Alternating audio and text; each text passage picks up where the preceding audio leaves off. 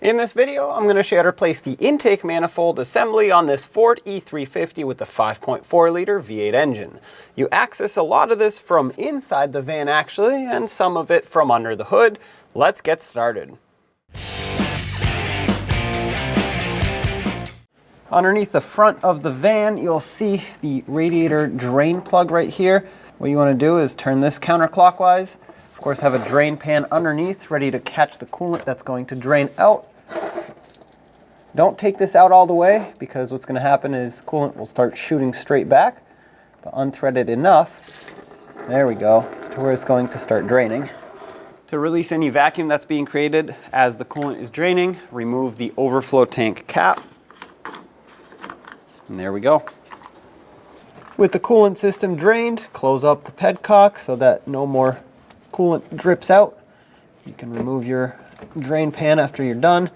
Snug it up. Don't over tighten it. It is just plastic and you don't want it to break.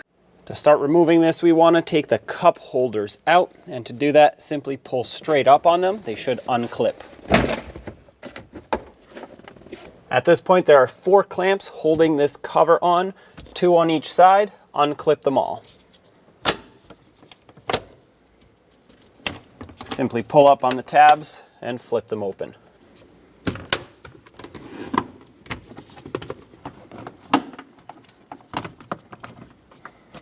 Now you'll be able to pull this up and out. It might catch on the carpet, so just try to tuck that under.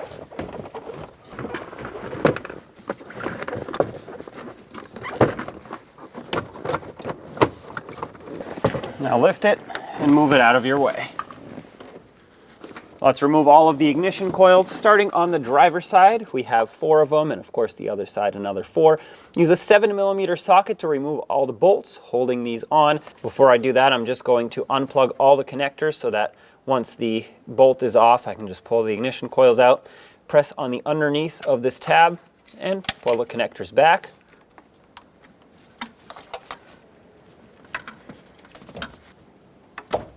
There it goes.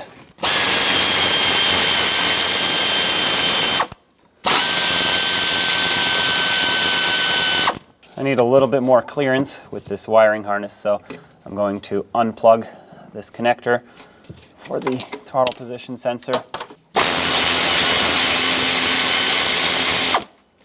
Remove all the bolts. And remove all the ignition coils.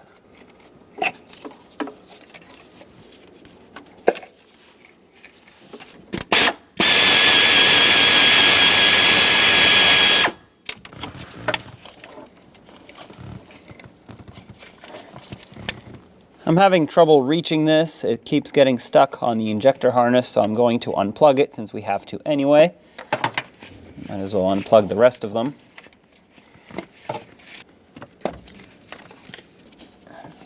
There we go. Sometimes these get really stuck. Don't forget to unplug this injector all the way at the back. So now on this side we have all the ignition coils out, all the injectors unplugged. Now we'll have to do the same thing on the other side. Although all the ignition coils and injectors are accessible like this, because we have to remove this line and this right here out of the way anyway, we might as well just do it now so we can get better access to it. For this one, it's got a little white tab that you have to press and push. And that unlocks this line off of the back of the intake. There we go. The other end of it is right over there on the valve cover. It has the same exact type of lock. Pull it out. As for this, I'm just going to unplug it. This by pressing right on this lock. Push this down. Careful with this because it's a plastic line. You don't want to break it. Use an 8mm to unbolt this bracket. We're going to leave this solenoid attached. We're just going to unbolt the bracket directly.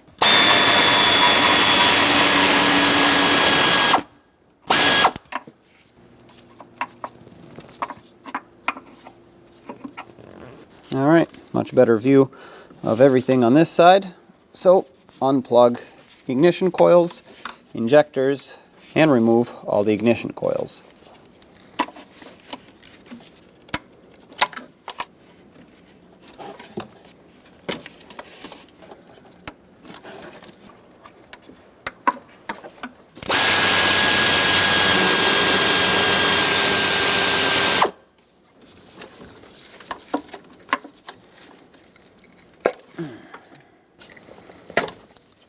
This ignition coil separated.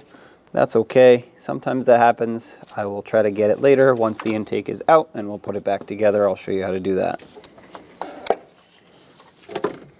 Under the hood, we have to remove this air intake tubing and air filter housing so we can get better access to basically everything. So start by removing this piece. Just pull it up. Now I'm not going to separate anything else over here. I'm just going to pull this off as an assembly.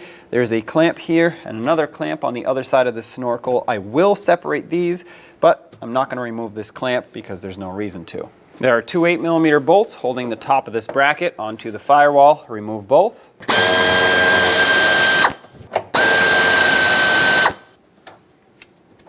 A little bit more difficult to see, but if you pull this a little bit, there are two more right over here. They look the same. Let's loosen up this clamp now so we can separate the air filter housing. 8mm socket. That's good right there. You don't need to remove it or anything. Now you can lift this whole assembly up and out of the way. Now don't go too far. The mass airflow sensor is actually underneath it, but you can't disconnect it here. This is just where it goes in. Pull on the wire, you'll find the connector. Press on the tab and disconnect it. Following that intake tubing further back, we have a few things to do here. One is going to be loosening up that clamp right there so we can pull the rest of the snorkel out of the way. This can be easily done from inside where we were working from earlier. 8mm socket for this as well. Just loosen it up a little bit. On this intake snorkel, you'll see another one of these breather tubes. This comes from the driver's side valve cover. Push on that white tab, disconnect it, set it aside. You don't need to remove this one or anything. We just need it out of the way. Now finish pulling this off. Set it aside. There are a couple connectors that we have to undo here.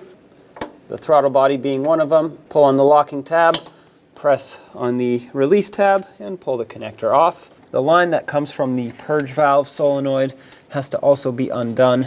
This has a lock on it, and that's what this blue thing is. We have to basically pry it out of the way in order to get access to the release tab. Then you'll have to squeeze on both the front and the rear at the same time to get this unhooked, which can be challenging. You can use pliers if needed. There we go. Once you think you have it unhooked, if it's not moving, you can just push it very gently with a pry bar. That's unhooked. Now you can remove it. Just take this whole solenoid out. There was actually one more ignition coil that I was not able to get from inside the van just because the bolt was giving me trouble. So I'm going to get it from out here.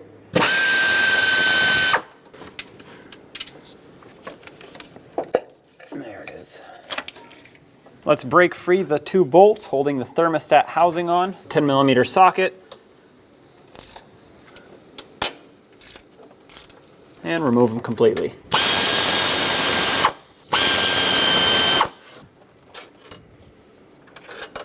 Lift up the thermostat housing.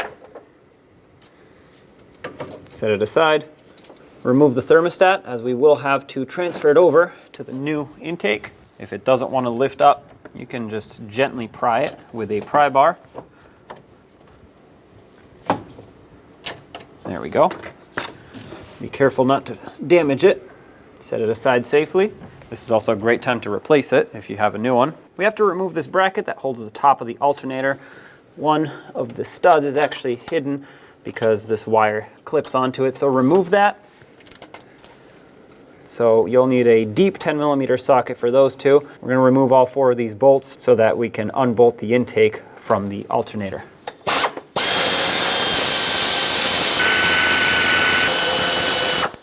With that unbolted, pull the bracket away.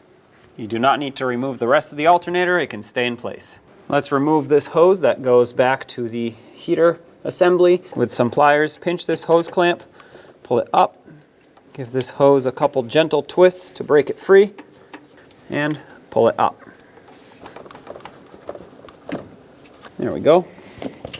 Set that aside. Right back here we have a bracket that holds the transmission dipstick tube onto the intake. We have to remove that as well. Use a 10mm socket to unbolt this.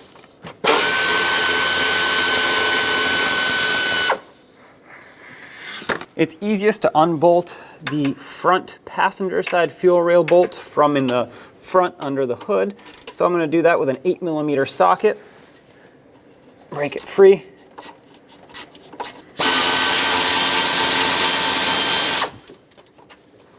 This throttle body needs to be unbolted from the intake. We can see one of the 8mm headed bolts here from the front, so we're going to get that from here.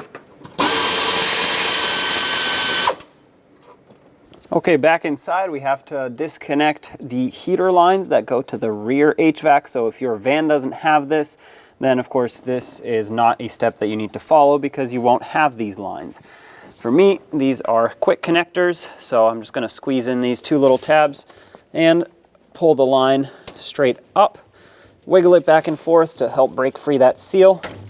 And there we go. A little bit of coolant will come out, that's normal. There we go. We need to make a little bit more space for the fuel line to flex. The fuel line is this one right here. This is just the breather hose that comes off of the fuel tank, but we're going to take this with us as well. Now to do this, the best way, easiest way is to just unbolt this 13mm headed bolt here that holds the entire bracket on. Okay, this one's going to be fairly long. It is part of the bell housing support bolt, so once you remove this, these lines should be able to pull back, no problem. There we go. Let's finish removing the throttle body assembly. There are 3 more bolts that we can get to from inside the vehicle.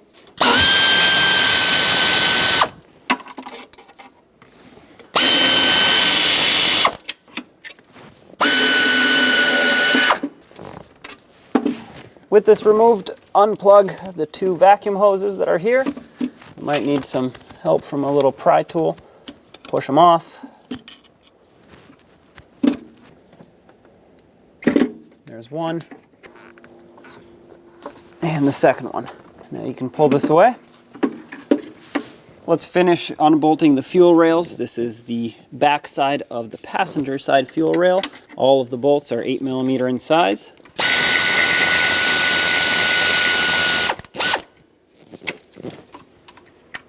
While we're here, let's try to get the fuel injectors up out of the intake. What I want to do is lift them up without separating them from the rail so we don't get any fuel out in the open.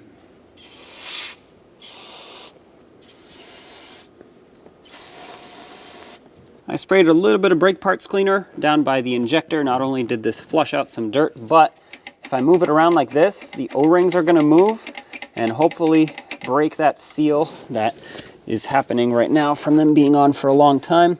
As you lift this up, try to hold the injector. You don't want that fuel rail separating. Once again, that's what we're trying to avoid. You can also try to give these a couple spins.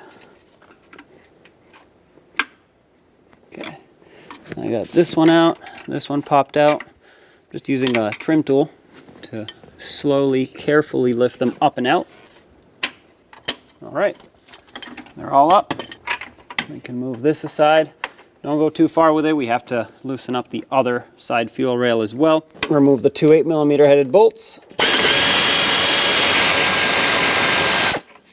And same thing, apply a little bit of brake parts cleaner.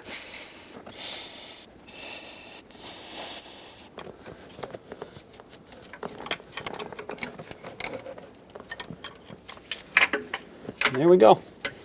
Now what you'll want to do is pull the fuel rails back.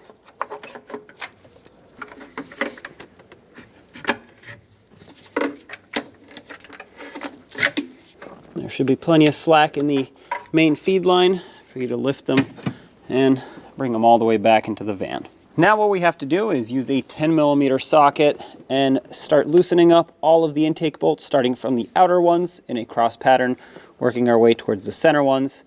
Doesn't really matter which one you start at, as long as you go in a cross pattern. That's the safest way to do it without damaging anything. At the front of the engine, the thermostat housing bolts are actually the intake bolts as well, so those are all set. But on this side, we have one that goes through the crossover pipe, so don't forget about that one.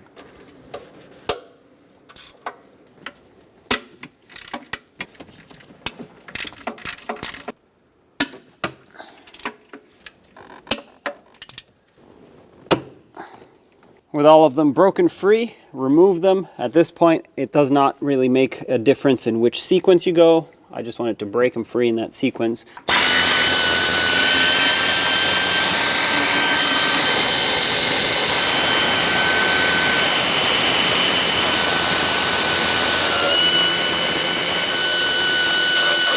Everything is unbolted. The intake is ready to be lifted up. So lift it right up and out.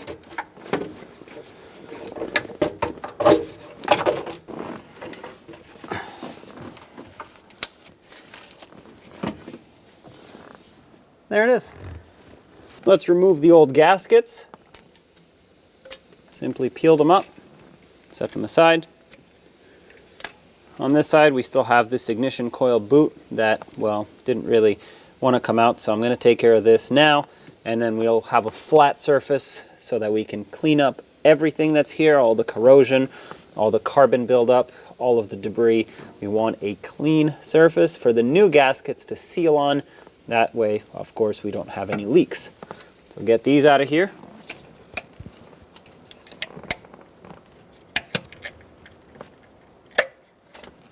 All right, got it. Don't forget about the spring that goes inside of it. And now, like I said, let's clean everything up. I'm gonna get a razor blade and a gasket scraper. You don't want anything that's so coarse it's going to gouge the surface. This is aluminum, it's soft. You want it nice and flat, nice and clean.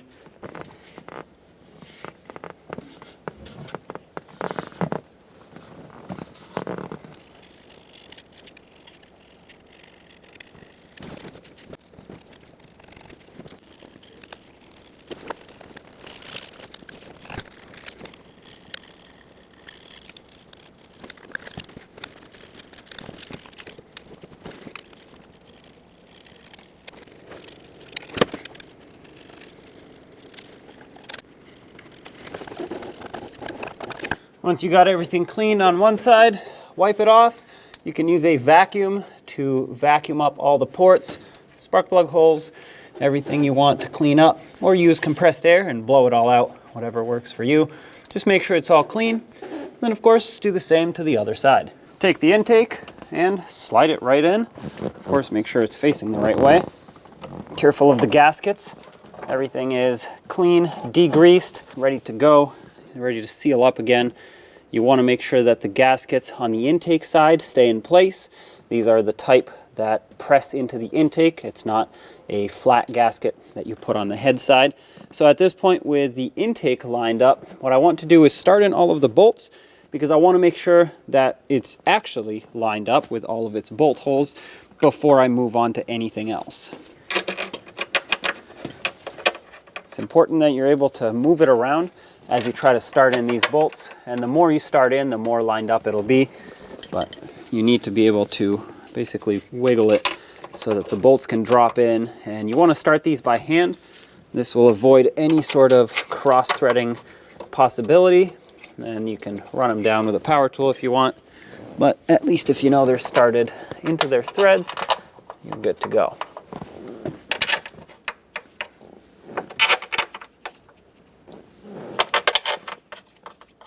Now let's bottom all these bolts out in a cross pattern, starting from the center ones and working our way to the outer ones. There will be two passes on these bolts. One is to get them bottomed out and snug, and the second step is the final torque at 18 foot-pounds. I'm actually going to go over it a third time to make sure they're all at 18 foot-pounds, but that third time I'm not going to go in a cross pattern. I'm going to go in a circle just around the entire intake to make sure everything is at 18 foot-pounds exactly. Make sure everything is centered and seated. Snug this all up.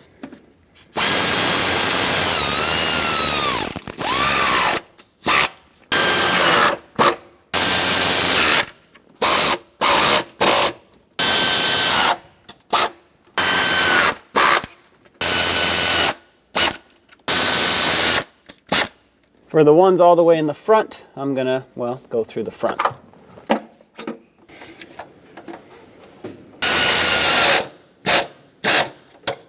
Keep in mind that the thermostat housing bolts are part of the intake and the torque spec. So at this point, I'm going to drop in the thermostat with the gasket and put the thermostat housing back on with the 2 bolts. Let's snug these up as well as part of the sequence, but keep in mind these are last in the sequence.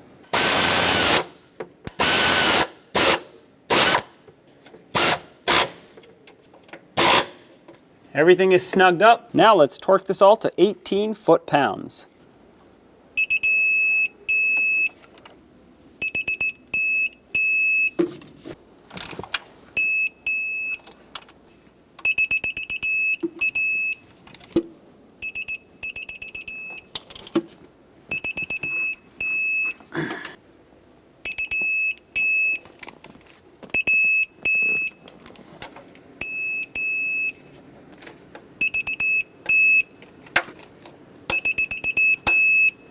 All right, now let's go in a circle, double check all of them. See, this one loosened up.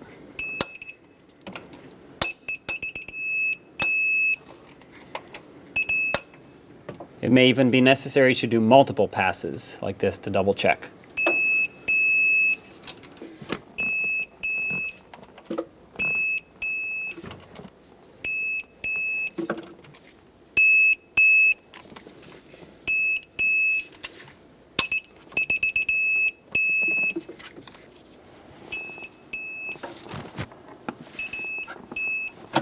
All right, at this point, I am certain that everything is torqued down correctly. Everything is sealed up. It's time to get the injectors back into place. So I'm going to take them, and as I bring them in, I'm actually going to inspect the O-rings. It is ideal to replace them. Now, if you don't have new O-rings, just at least inspect them to make sure that they are in okay condition. What I'm going to do now is actually blow some compressed air on all of them. Looks like they have quite a bit of sand in here, and I want to get all that out. I'm going to clean them, and then I will put the fuel rails right back on.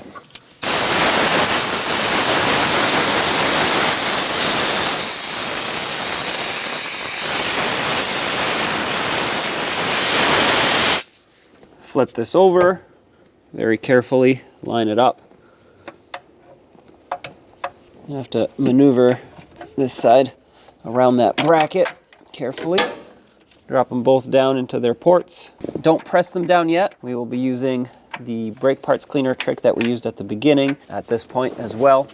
And that will help it slide down. Make sure everything's lined up and ready to go before you spray it.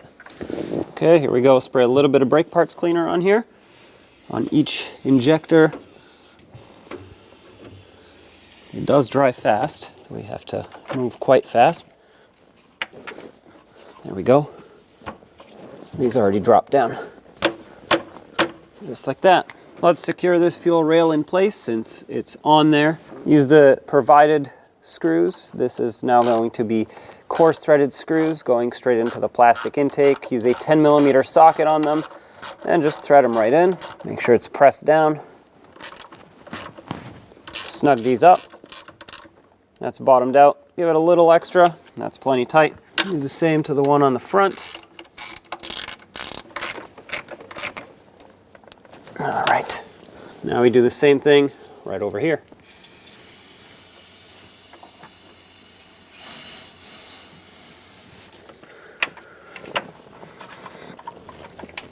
I'm going to start these screws in. Okay, the front isn't fully seated actually, so with the rear mostly held in place, I'm actually going to go over in the front and try to seat that.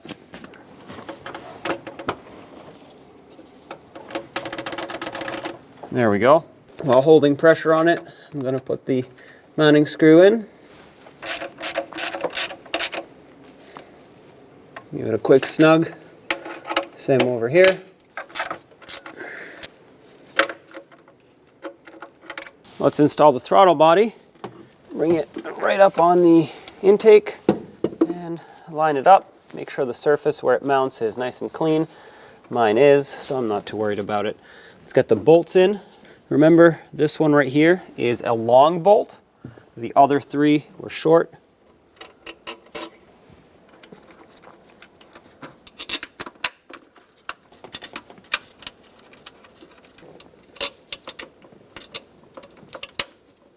I'm going to snug these up going in a cross pattern so I can seat the throttle body correctly.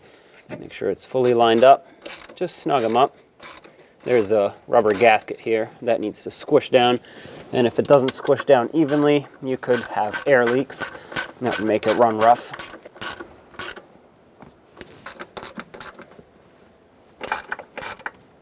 Okay, so the torque for these is 80 inch-pounds and an additional 90 degrees. Now that does sound like a lot, but what you're trying to do here is squish that gasket and basically create a nice tight seal. So let's go for 80 inch-pounds first.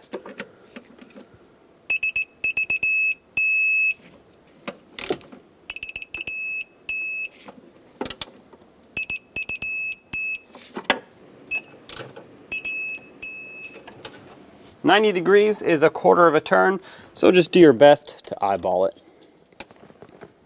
For me, it honestly feels like after an eighth of a turn, it is very tight, so that's where I'm going to stop.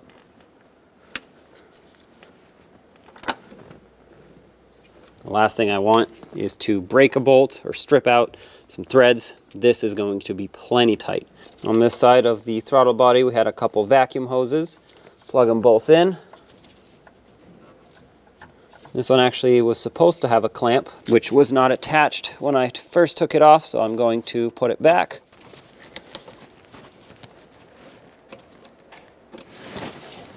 Make sure these are both properly seated. Let's reinstall the bolt that holds down this bracket, and of course goes through the bell housing, holds down the transmission as well. Snug it up. Torque this to 35 foot-pounds. Reconnect these two heater hoses.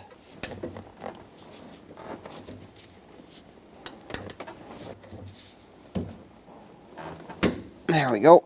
Make sure they both click into place. You don't want these coming loose, and you don't want them leaking. Let's put the ignition coils back on. Put a little bit of silicone paste on the edge of the boot. That's going to prevent them from sticking on there, and it'll also help them slide down all the way and seat into place. Kind of slide onto that spark plug. Just press them down the best you can, and then we'll put in the bolts once we have them all in.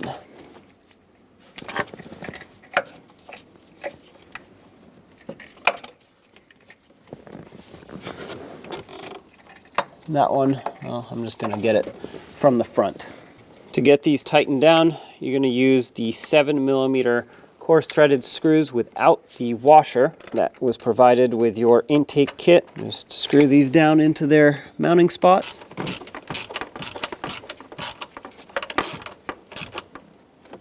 Okay, bottom these out, snug them, make sure they stay centered. I'm not going to bother plugging anything in yet, I just want to get them all secured. And just go down the line and secure them all. For this new intake, because the bolt holes are a little bit underneath the fuel rail, if you have a swivel socket or a wobble extension, that's going to be ideal. You could also use a ratcheting wrench if you have something that fits down here. But make sure you grab onto the head of that bolt properly, and then just snug it up. That's it right there.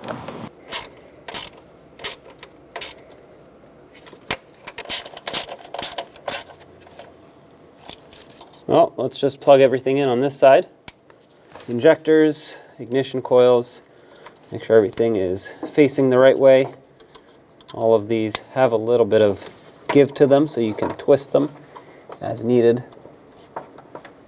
Make sure all the connectors click so they can be locked in properly. And surprisingly, I was able to reach all of them from up here. While we're over here, let's plug in the throttle position sensor connector. Make that click and lock it. Of course, we still have the entire Snorkel piece to put in. We'll get that in a minute. For now, let's just install the other side ignition coils, plug everything in, get everything secured down.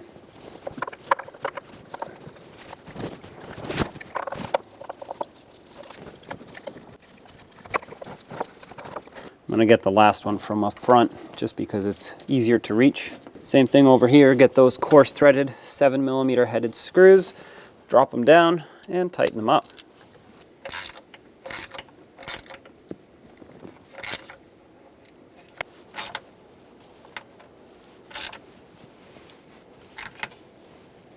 gonna plug these in right now and then go up front and finish off the other two. Once again, make sure everything clicks.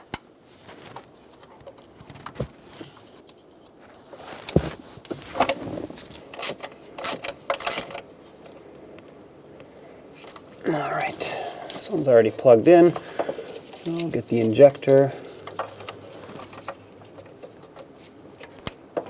And last ignition coil all the way at the front.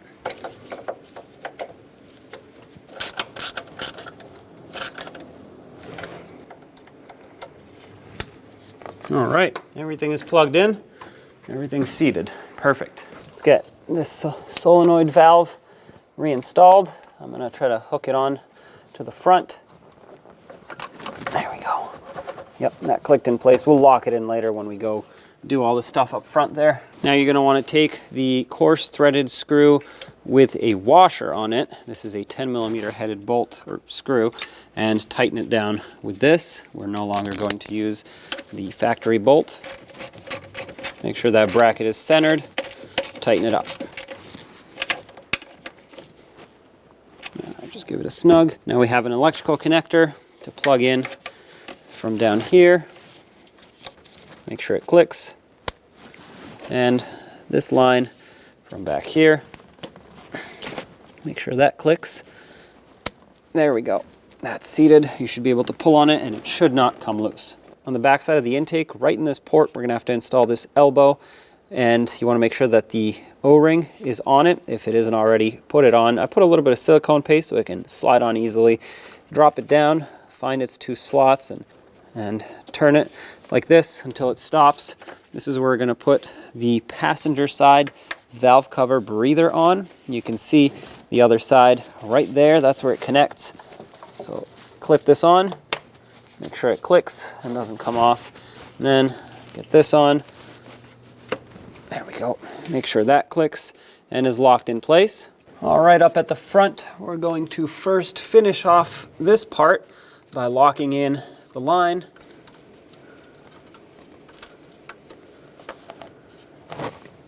There we go. Get that blue connector or lock clipped over the connector.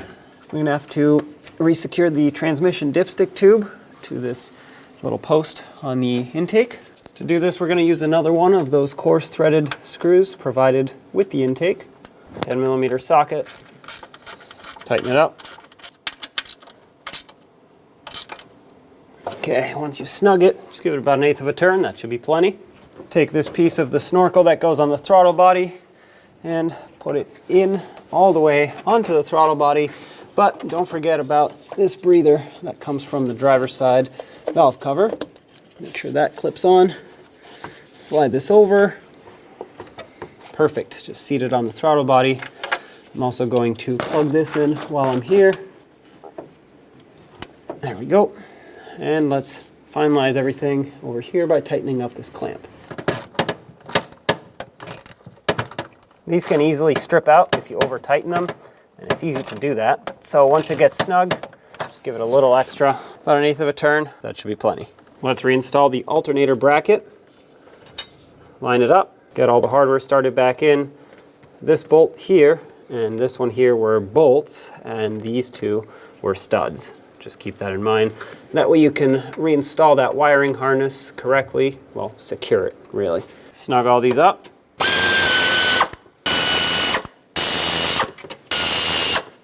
And make them tight.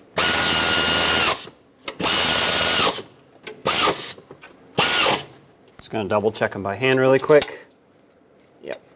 As you tighten these, you wanna give them about 1/8 of a turn after they bottom out. They're just here to make sure the alternator doesn't flex while under pressure from the belt. Resecure the wiring harnesses on the two studs. Perfect. Reinstall the hose that goes to the heater core. Push it all the way down. And let's put the clamp back on. There we go. Make sure that it's positioned approximately where it was before. That's going to give it the best chance it has of sealing back up properly. Bring in the rest of the intake, and let's first reattach the mass airflow sensor. Make sure that clicks. Then try to line this up with where it was before. Press this all the way on. Make sure the bolt holes on the brackets line up, all 4 of them. Put this back in here. And start in the 2 bolts up top. Snug these up.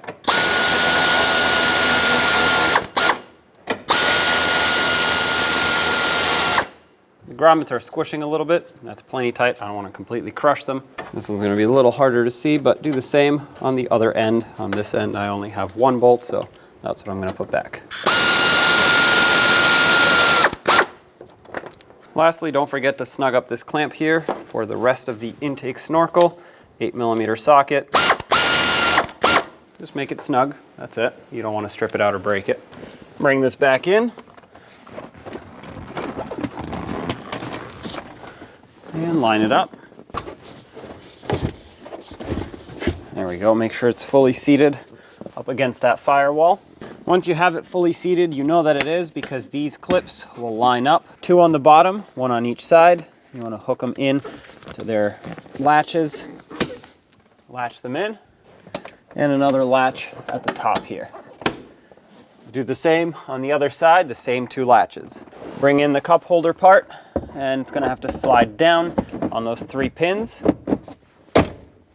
Tap it in. As long as it's secured, you're good to go.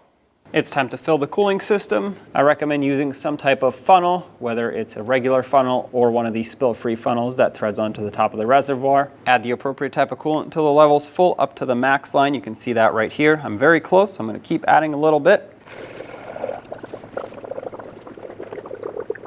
Right there is perfect. At this point, I'm going to turn the engine on, let it warm up, let the water pump the coolant through the system, get all of the air out, make sure it reaches operating temperature. As it does, the fan, even though it's a mechanical fan, should engage through the fan clutch and start spinning faster. You should also feel heat in the front of the van, but if you have rear AC as well, or rear HVAC I should say, you should feel heat on the rear as well. So make sure you have the heat as hot as it'll go on the dial and the blower on low. I don't like to put it on high because that actually helps cool down the engine and we're actually trying to warm it up. With all of that done, double check your level, and mine is all set. So I'm going to remove my funnel, reinstall the coolant overflow tank cap, ratchet it a couple times, that's how it locks in place, and there you have it, job is done. When only the best will do, demand TRQ. The only company that lets you view before you do. TRQ is committed to offering the highest quality aftermarket auto parts that are engineered for peace of mind. Thanks for using and viewing with TRQ.